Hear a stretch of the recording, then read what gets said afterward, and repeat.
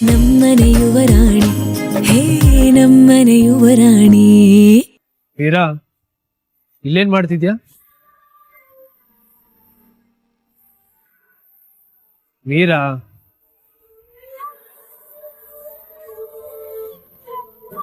ಅಳ್ತಾ ಇದ್ಯಾ? ಅಳದ ನಾನಾ? ಇಲ್ವಲ್ಲ. ನಿನ್ ಮುಖ ನೋಡಿದ್ರೆ ಗೊತ್ತಾಗತ್ತೆ ನೀನ್ ಅಳ್ತಾ ಇದ್ಯಾ ಅಂತ. ಇಲ್ಲ ಕಣೋ. ನೀನ್ ಏನಕ್ಕೆ ಅಳ್ತಾ ಇದೀಯ ಅಂತ ನನಗೆ ಚೆನ್ನಾಗ್ ಗೊತ್ತು.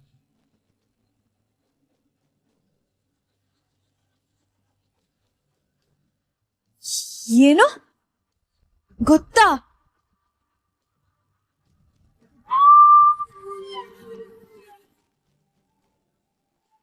ಅಮ್ಮ ನೆನ್ಪಾದ್ಲು ತಾನೆ?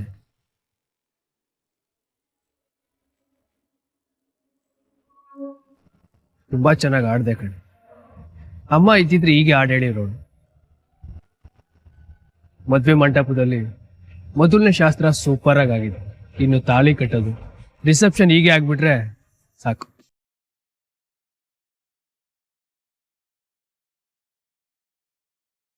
ಏ ಹುಚ್ಚಿ, ಏನು ಕಳ್ತಾ ಇದೆಯಾ? ಅಮ್ಮ ದೈಹಿಕವಾಗಿ ನಮ್ಮ ಜೊತೆ ಇಲ್ಲದೆ ಇರ್ಬೋದು, ಆದ್ರೆ ಮಾನಸಿಕವಾಗಿ ನಮ್ಮ ಜೊತೆನೇ ಇದ್ದಾರೆ. ಅಲ್ಲಿಂದ ನಮ್ಮನ್ನ ನೋಡ್ತಾ ಇರ್ತಾರೆ. ಅಳ್ಬೇಡ. ಇವತ್ ನೀನ್ ಆಡಿದ್ದು ಅಮ್ಮ ಆಡ್ದಂಗೆ ಇತ್ತು ಕಣ್. ನಿನ್ನಲ್ಲೂ ಇವತ್ ನಾನು ನನ್ನ ಅಮ್ಮನ್ ನೋಡ್ದೆ. ಅಮ್ಮ ತುಂಬಾ ನೆನ್ಪಾದ್ಲು ಕಣೆ. ಅಳ್ಬೇಡ. ಇನ್ ಯಾವತ್ತೂ ಅಮ್ಮನ್ ನೆನ್ಸ್ಕೊಂಡು ಅಳ್ಬೇಡ. ಯಾಕಂದ್ರೆ ಅಮ್ಮನ್ ಜಾಗನ ತುಂಬೋಕೆ ಅಹಲ್ಯ ಅದಕ್ಕೆ ಬರ್ತಿದ್ದಾರೆ. ಏ ಮೀರಾ, ಥ್ಯಾಂಕ್ ಯು. ಯಾಕೆ? ಇವತ್ತೇನು ಎಡವಟ್ ಮಾಡ್ಲಿಲ್ವಲ್ಲ ಅದಕ್ಕೆ. ನೀನ್ ಹೀಗೆ ಇದ್ರೆ ಸೂಪರ್ ಕಣೆ.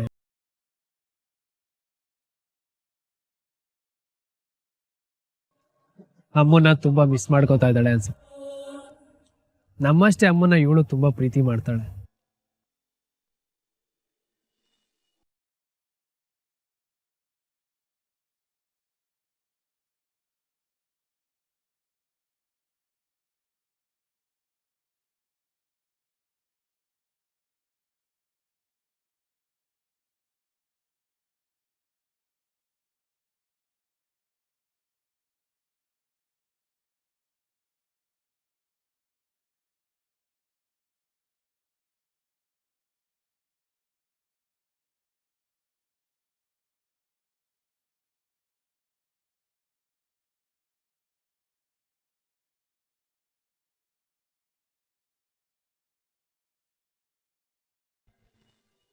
ಬಾಳು ಬಂಗಾರ ಆಯ್ತು.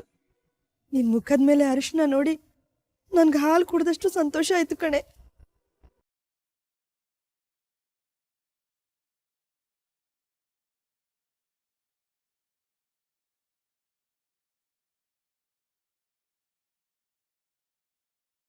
ಗೊತ್ತು, ಇದು ಕಣ್ಣೀರಲ್ಲ, ಆನಂದ ಭಾಷ್ಪ ಅಂತ.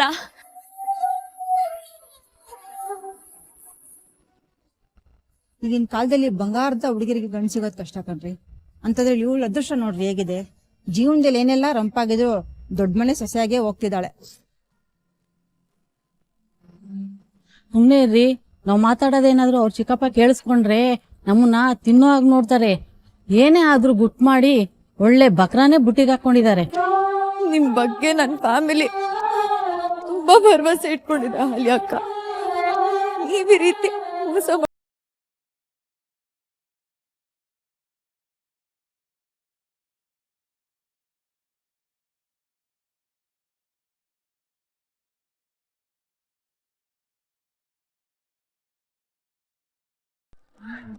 ಅಲ್ಲಿ ಯಾಕೆ ನಿಂತಿದ್ದೀರಾ? ಬನ್ನಿ, ಅರಿಶಿನ ಹಚ್ಚಿ.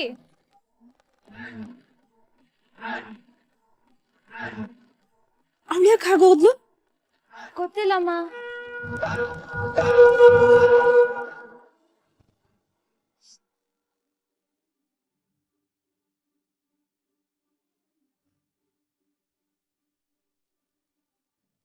ಮೀರಾ, ಎಲ್ಲಿಗೆ ಹೋಗಿದ್ದೆ?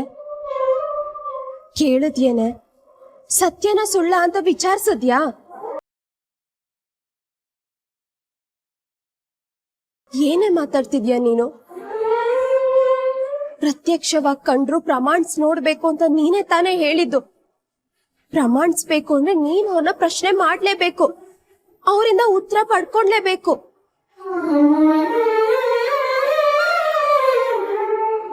ಹೇಗ್ ಕೇಳಲೆ? ಏನು ಅಂತ ಪ್ರಶ್ನೆ ಮಾಡ್ಲಿ? ಅಲ್ಲಿ ಅರ್ಶನ ಶಾಸ್ತ್ರದಲ್ಲಿ ಎಲ್ರು ಎಷ್ಟು ಖುಷಿಯಾಗಿದ್ದಾರೆ ಗೊತ್ತಾ? ಯಾರಿಗೆ ಏನಂತ ಕೇಳಿ ಹೇಳು? ಕೇಳ್ಬೇಕಾಗಿತ್ತು ಕಣೆ. ಸುಮ್ನೆ ಇದ್ಬಿಟ್ರೆ ಮೋಸದಿಂದ ಆ ಹುಡುಗಿ ಮದ್ವೆ ನಡ್ದೇ ಹೋಗತ್ತೆ. ಆ ಅಹಲ್ಯನೇ ವಿಚಾರಿಸ್ಬೇಕಾಗಿತ್ತು. ರಜತ್ನ ಮದ್ವೆ ಆಗಿರೋ ನೀನು ಸಾಕೇತ್ನ ಮದ್ವೆ ಆಗಕ್ಕೆ ಹೇಗ್ ಒಪ್ಕೊಂಡೆ ಅಂತ ಕೇಳ್ಬೇಕಾಗಿತ್ತು. ಪ್ಲೀಸ್ ಪ್ಲೀಸ್ ಹಾಗೆಲ್ಲ ಹೇಳ್ಬೇಡ. ನನ್ ಕೇಳೋದಕ್ಕೆ ಎಷ್ಟು ಹಿಂಸೆ ಆಗ್ತಿದೆ ಗೊತ್ತಾ? ನೋಡು, ಈಗ ಹಿಂಸೆ ಆಗತ್ತೆ ಅಂತ ಸುಮ್ನೆ ಇದ್ರೆ ಜೀವನ ಪೂರ್ತಿ ಹಿಂಸೆ ಪಡ್ಬೇಕಾಗತ್ತೆ. ಅವ್ರು ಮಾಡಿರೋ ಮೋಸ ಎಲ್ರಿಗೂ ಗೊತ್ತಾಗ್ಬೇಕು. ಆ ಅಹಲ್ಯ ಮಾಡಿದ ಮೋಸ ಇಂದಾನೆ ರಜತ್ತು ದೇವದಾಸ ಆಗಿರೋದು. ಅವಳು ಮಾಡಿದ ಮೋಸದಿಂದಾನೆ ಅಂತ ಶ್ರೀಮಂತ ತಾಯಿ ಮಗ ಹುಡುಕ ಆಗಿ ಬೀದಿ ಬೀದಿ ಅಲಿತಾ ಇರೋದು.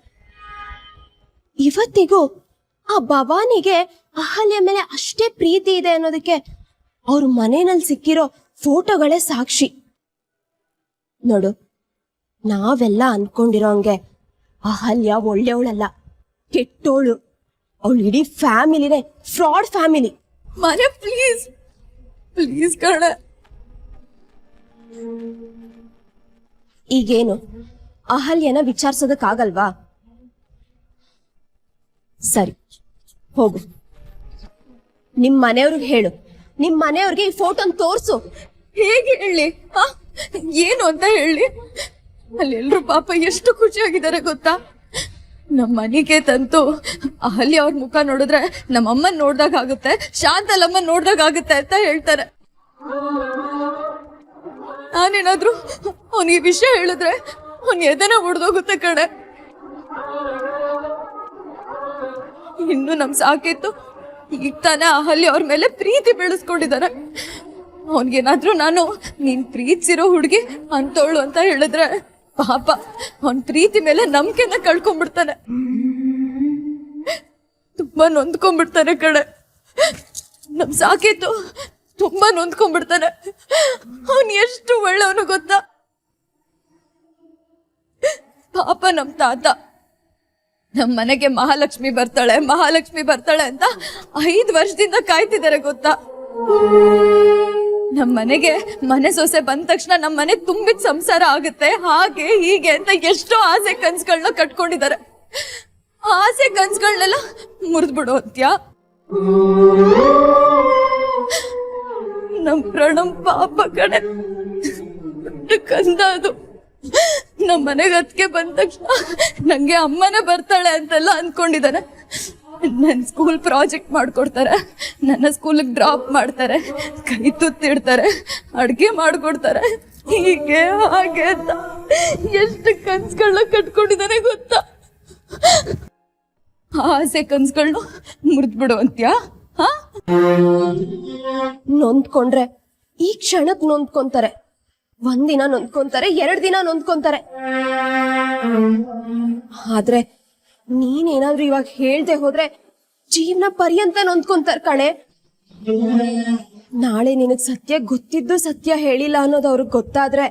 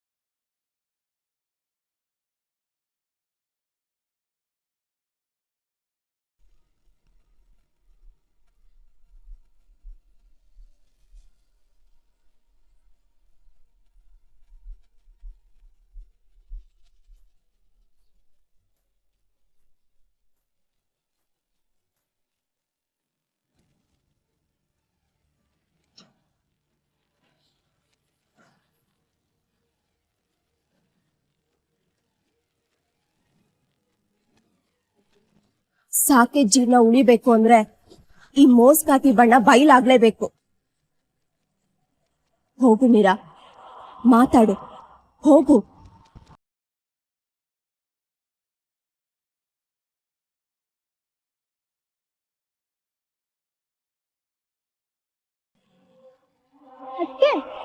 ಟ್ಯೂಷನ್ ಹೇಳ್ತೀರಂತಲ್ವಾ?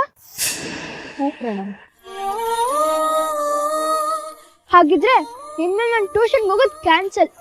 ನೀವೇ ನಂಗೆಲ್ಲ ಹೇಳ್ಕೊಡ್ಬೇಕು.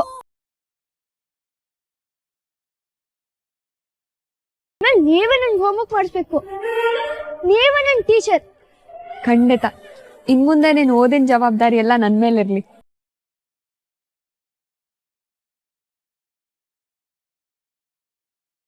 ಅದಕ್ಕೆ ಹೆಂಡತಿ ಆದವಳು ಗಂಡನ್ಗೆ ಮಂತ್ರಿ ಆಗಿರ್ತಾಳಂತ. ಹಾಗೆ ನೀವು ನಮ್ಮ ಅಣ್ಣನ ಬಿಸ್ನೆಸ್ ಅಲ್ಲಿ ಸಪೋರ್ಟಿವ್ ಆಗಿರ್ಬೇಕು. 3 ವರ್ಷ ನನ್ನನ್ನ ಸಾಕಿದ ಕಂಪ್ನಿ ಅದು. ಆ ಕಂಪ್ನಿಯಲ್ಲಿ ನನ್ಗೆ P1 ಕೆಲಸ ಸಿಕ್ಕಿದ್ರು ಸರಿ, ಕಣ್ಣಿಗೆ ಹೊತ್ಕೊಂಡ್ ಮಾಡ್ತೀನಿ.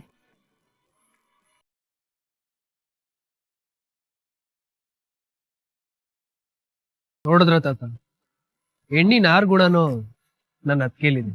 ಖಂಡಿತಪ್ಪ. ಅಹಲ್ಯ, ನೀನು ನಮ್ಮ ಮನೆತನ ಬೆಳಗೋ ಮಹಾಲಕ್ಷ್ಮಿ ಆಗ್ತಾ ಇದೀಯಾ. ಎಲ್ಲರೂ ಸರಿಸಮವಾಗಿ ನೋಡ್ತಾ ಯಾವುದೇ ಭೇದ ಭಾವ ಇಲ್ಲದೆ ಮನೆತನದ ಜವಾಬ್ದಾರಿನ ನಿಭಾಯಿಸ್ಬೇಕು. ದಾರಿ ತೋರ್ಸಕ್ಕೆ ನೀವಿದಿರಿ, ಶಾಂಭವಿ ಅಮ್ಮ ಇದ್ದಾರೆ.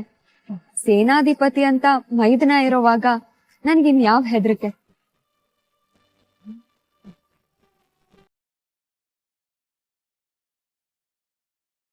ಮೀರಾ, ಏನೇ ನೋಡ್ತಿದ್ಯಾ? ಯಾಕೆ ಈಗ ಸುಮ್ಮನಾದೆ? ಹೋಗು, ಹೋಗ್ ಮಾತಾಡು. ಏನೇ ಮಾತಾಡ್ಲಿ, ಅಲ್ಲಿ ನೋಡೆ ಅವ್ರ ಖುಷಿ, ಅವ್ರ ಸಂತೋಷ, ಅವ್ರ ಆಸೆಗಳನ್ನ ನೋಡೆ. ನಾನೇನಾದ್ರೂ ಮಾತಾಡಿದ್ರೆ ಅವ್ರ ಆಸೆಗಳನ್ನ ನುಚ್ಚನೂರ್ ಮಾಡ್ದಾಗುತ್ತೆ ಕಣೆ. ಆಗಲ್ಲ ಕಣೆ, ನಂಗ ಆಗಲ್ಲ. ಯೋ ಮೀರಾ, ಇದು ಸಾಕೆ ಜೀವನದ ಪ್ರಶ್ನೆ, ನಿಮ್ ಮನೆ ಪ್ರಶ್ನೆ. ಹಾಗಾದ್ರೆ ಅಹಲ್ಯ ಮಾಡಿರೋ ಮೋಸನ ನೀನ್ ಹಾಗೆ ಬಿಟ್ಬಿಡ್ತ್ಯಾ?